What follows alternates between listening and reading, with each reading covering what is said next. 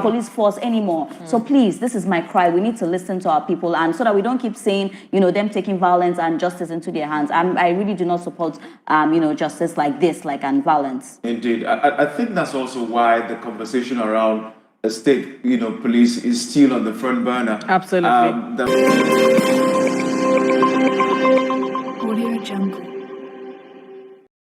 All right, guys, welcome to my channel, guys. So Delta State Police, as kidnappers, as vigilantes, kill 4 kidnappers that has involved the intervention of the government, of course, the Nigerian police, the military, and all that. But according to the says, these individuals were saying that if they takes these kidnappers to the police station, sometime, somehow, someone is going to walk out and then come and bail them. But they didn't want that to happen because the kidnapping has been going on for a very long time, most especially in those places, in those areas. And this is the reason why they had to carry out the action themselves, and now government is blaming them. But I'm going to let you guys to see the actions and the video of everything that happened.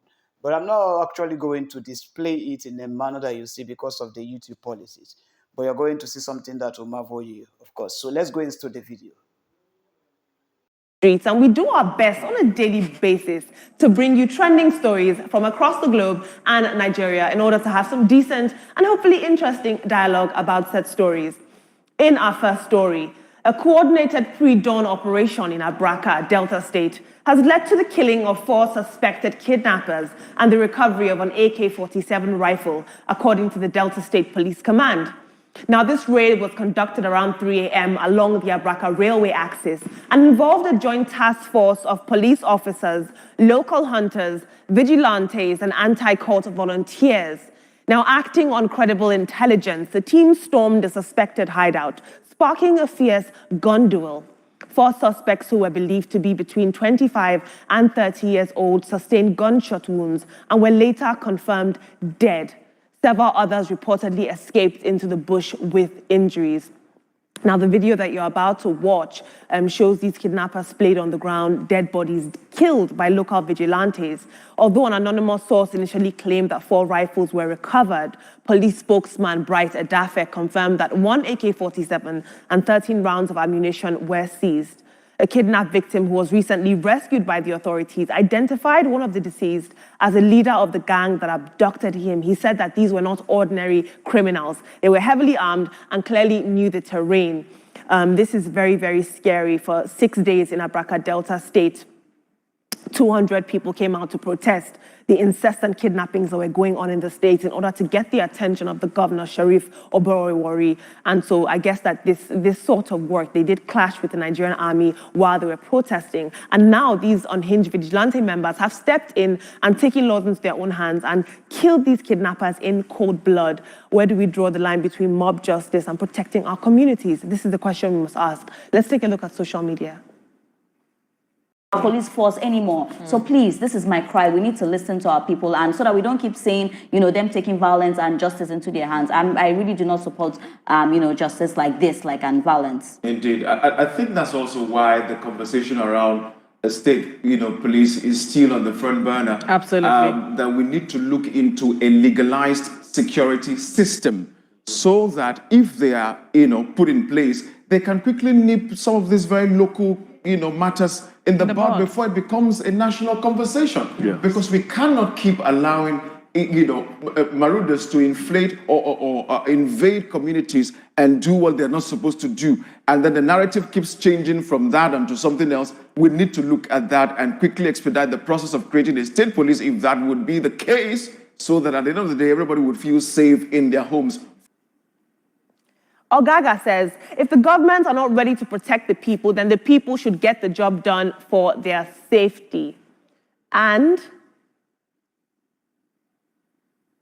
Akin Joshua says, local security will end this insecurity in every community if they are well and fully equipped. And this is what we have been begging the government for. Indeed, when there are gaps in policing, when there are gaps in security, it leaves room for unhinged security forces to step in. But in another development, in a twist that has left many Nigerians both amused and outraged, in the spotlight, but not for another sting operation, but for a tell-all book that's already turning heads.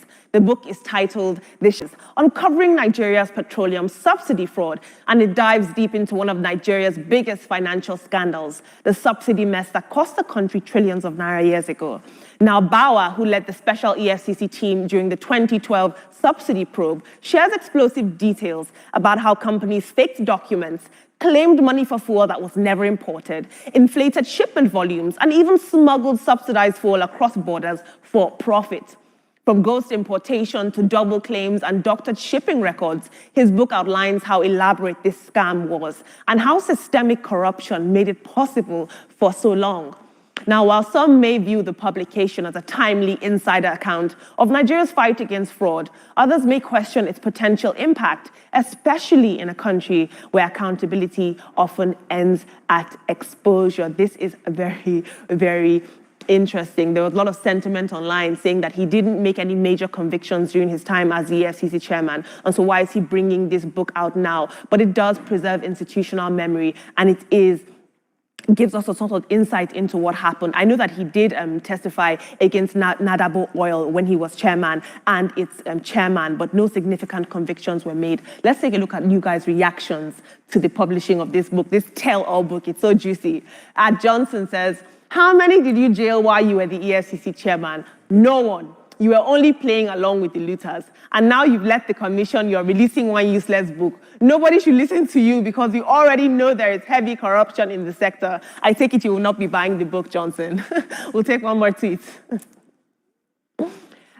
James says, why wasn't it unraveled during his time as the head? Isn't it ironic why all of the ex-EFCC bosses have been vehemently prosecuted after leaving their position? It's high time the anti-graft agencies are legally backed to operate autonomously without interferences. There is a bill currently right now being that just passed second reading at the Parliament. Oye John says, I hope he included the clearing of allegations of financial reckless spending made against him in his book. In our next story, in another development, the Nigerian Copyright Commission, NCC, has issued a stern warning to DJs across the country to stop playing copyrighted music in public without proper authorization. Now, according to the NCC Director General, Dr. John Assain, the DJs performing in clubs, hotels, event centers, and other public venues must obtain licenses from copyright holders or their approved collective management organizations.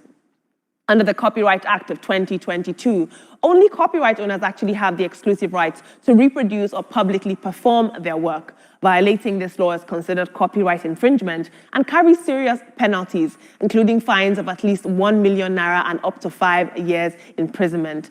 Dr. Asen emphasized that public DJ performances actually qualify as public performances and communications to the public, making licensing mandatory for DJs.